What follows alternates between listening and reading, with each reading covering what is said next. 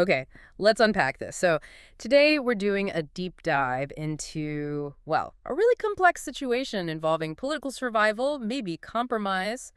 We're looking at the analysis surrounding Donald Trump's second state visit to the UK. That was September 18th, 2025. Yeah, and it wasn't just any visit. Our main source here is, let's say, a very critical opinion piece. Yeah. It doesn't just find the visit awkward.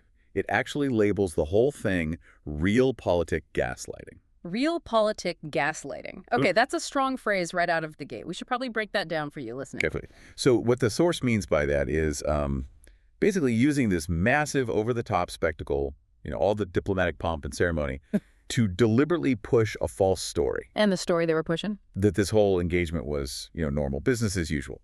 When, according to the source, it was anything but. The argument is it was purely transactional. Transactional how? Prioritizing immediate financial gains and, frankly, political caution over any kind of, let's say, moral stance or principle. Got it. So that's our mission today, really, to dig into why this specific visit stirred up so much controversy. We're looking at that gap. The source highlights the difference between the official show, the spectacle, and the political realities it might have been trying to hide. Exactly. The analysis we're exploring really suggests this was a moment where the UK leadership, well, chose the money over the morals, essentially. All right, let's get into the details. Section 1, the pomp, the practicality, and the pretense. Let's start with the spectacle because the source paints quite a picture. It really emphasizes that the UK side pulled out all the stops. And we're talking the full royal treatment here, aren't we? Gilded carriages. Oh, yeah. Full military parades, the Red Arrows doing their flypast. And apparently the biggest guard of honor they'd ever assembled. It sounds like a huge and probably very expensive display. Absolutely. And the politics of it, the visual side, seemed really tightly controlled. There's that specific photo op mentioned. Donald and Melania Trump, Keir Starmer and his wife, all together at Chequers. Right, the country retreat. Classic setting. But the source is very quick to point out the awkwardness. It describes Foreign Secretary Yvette Cooper doing this enthused head tilt. Enthused head tilt. Yeah, apparently it looks so forced. The author says it was like she was trying to signal she was being held hostage. Wow. Okay, that paints a vivid picture of maybe some reluctance behind the smiles. It certainly suggests that. The source uses it to imply that these officials were kind of performing, putting on a show they didn't necessarily believe in. So, okay, if it was so uncomfortable, why go through with it? The official reasons, which the source acknowledges, seem pretty straightforwardly practical, right? They needed to woo Trump. Exactly. That was the line. Yeah. Officially, it was about, maintaining the special relationship, that historical tie. Always important. And maybe more urgently, protecting the UK economy. There was this threat, real or perceived, of sky-high tariffs if a future U.S. administration wasn't friendly. Okay, tariffs are serious business, but wasn't there something more immediate? Yes, and this seems to be the kicker, according to the reporting cited. The timing allegedly lined up perfectly with a massive $150 billion investment commitment from U.S. companies. Right, $150 billion. That is, well, that's a pretty compelling reason to roll out the red carpet, isn't it? I mean, the source sounds quite outraged, but from a purely practical standpoint. That's the tension, isn't it? Yeah, if you're Starmer and you're weighing potential economic damage against securing that huge investment, doesn't the calculation kind of favor swallowing the discomfort? The source seems to brush past that practical side. It does lean heavily on the critique, that's true. But its argument is precisely that. The long-term moral cost of sort of legitimizing or normalizing this particular political figure outweighed that immediate financial boost. So the money required this big act. That's the claim, that getting the investment meant keeping up this elaborate pretense that the timeline we are living through is normal. The author actually calls that pretense insanity-inducing. Strong words again. Very, and that's the core of their realpolitik argument. Yeah. You get the short-term win the investment, avoiding tariffs, but maybe you compromise something more fundamental in the process, the political soul, as you put it earlier. Okay, let's move to section 2. Steering clear of the conflict. Because it sounds like this discomfort wasn't just in the facial expressions, it was baked into the planning. Oh, absolutely. The source argues the itinerary itself felt like damage control from the start. The whole plan seemed designed to insulate Trump and the UK hosts from, well, reality. How so? Well, for starters, they kept him well away from central London. The thinking, presumably, was to minimize the size and visibility of the protests they knew were inevitable. Smart move politically, I suppose, if you want to control the images. And then there's this detail from the source, which is, honestly, it's quite extraordinary. Apparently, the visit kicked off with a huge projection onto Windsor Castle. Oh. A photo of the guest of honor, Trump, standing next to a convicted child sex trafficker. Wait. They projected that onto Windsor Castle? Seriously?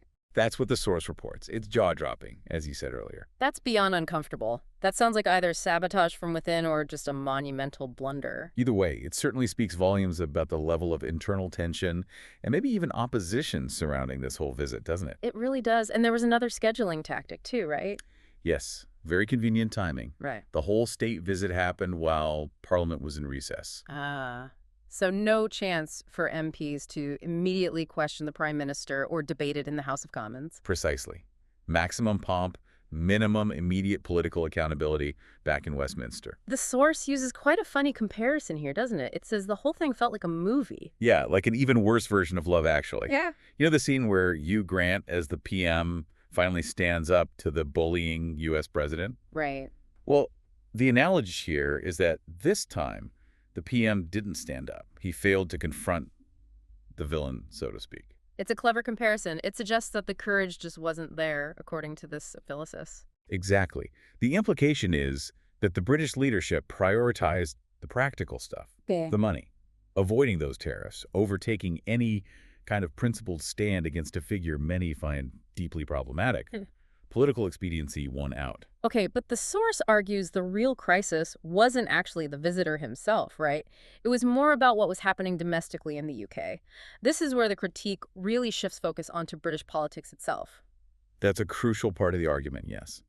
The timing is presented as making the whole state visit look particularly hypocritical, or at least tone-deaf. Why? What was the context? Well, Trump arrived just days after what the source describes as potentially the largest nationalist event in Britain in decades. Okay, how large are we talking? An estimated 110,000 people, a huge number. And this far-right movement was, to use the author's phrase, bleeding over Westminster Bridge. So having this massive nationalist rally and then immediately rolling out the reddest of red carpets for Donald Trump, the optics weren't great. To put it mildly. And the source is really scathing about how the UK leadership responded to that domestic march, which was reportedly organized by Tommy Robinson. What was the criticism? The response time, mainly. It apparently took Downing Street a full 24 hours just to release a statement about the 110,000-strong march. 24 hours? That does seem slow. The source makes a rather pointed comparison, noting that response rate was slower than the band James getting a statement out. Ouch. A bit of music trivia snuck in there. A brutal benchmark for political reaction time. And when the statement did finally come out, the source criticizes the content too.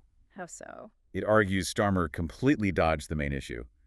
He didn't mention the far right at all. Instead, it was a very generic statement about not tolerating people being intimidated on our streets because of their background or the color of their skin. So condemning intimidation, but not naming the specific ideology behind that particular event. Exactly. A deliberate avoidance, the source suggests. And it wasn't just the government side that came under fire. What about the opposition? The leader of the opposition, Kemi Baddock, also gets called out. The article notes she hadn't tweeted anything about that huge march. Nothing at all. Not about the march itself, apparently. But, the source points out, she had found time to promote her new LBC show. Okay, so the accusation here is pretty clear. Both the government and the opposition were maybe prioritizing political safety or even self-promotion over confronting a difficult domestic issue head-on. That's precisely the argument.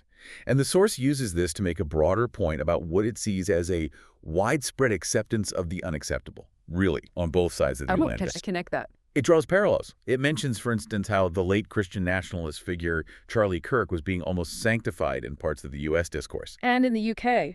It cites a UK MP later identified in reports as Nigel Farage, describing the majority of a crowd listening to great replacement theory rhetoric as just good, ordinary, decent people. Right. So the point isn't just about the individual events. It's about this perceived trend of normalizing or downplaying extremism within the political mainstream. Exactly. It's not just the initial disease, as the source puts it, but the political establishment's apparent willingness to make excuses for it or just look the other way. Which brings us neatly to Section 4, calling a racist a racist. because this seems to be the absolute core of the source's frustration. It really is. Sure. This paralysis, this apparent fear that stops leaders from actually naming the threat they face. The author asks it very directly.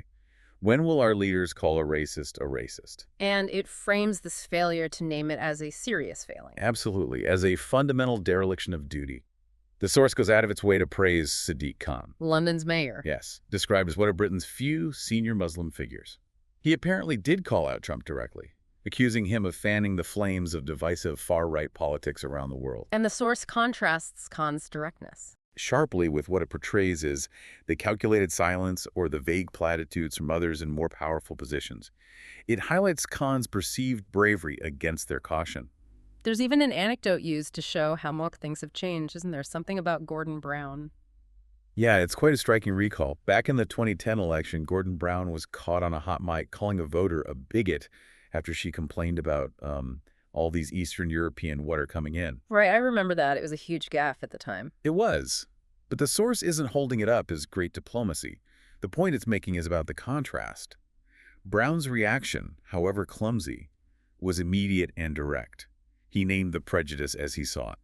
Compared to now where the source sees What? deed caution. Exactly. A deep-seated political fear of causing offense, whether it's offending part of the public or a powerful international leader. That raw, if ill-judged, directness seems to have vanished. And the source connects this fear to other things, too. I think there was a mention of Elon Musk. Yeah, another sort of sign of the times example. It notes that just 5 days after Elon Musk had publicly called for the dissolution of the UK Parliament, the UK government was still actively using X, Musk's platform, for official communications. The implication being they're unwilling to cut ties even when faced with pretty overt hostility. That seems to be the suggestion. It paints a picture of a political class, perhaps feeling trapped or at least deeply reluctant to rock the boat, even when the boat's being actively attacked. Okay, so here's where it gets really interesting then. The entire critique seems to boil down to this. By refusing to name the threat, whether that's specific far-right groups at home or the politics Trump represents the establishment, thinks it's playing it safe. Right, avoiding controversy, keeping things stable. But the source argues this refusal actually allows the disease to spread. That silence, that unwillingness to confront hate directly, is precisely what enables it to grow. Is that a fair summary? I think that captures the core argument perfectly. The refusal to acknowledge it fundamentally undermines any ability to effectively fight it. Right.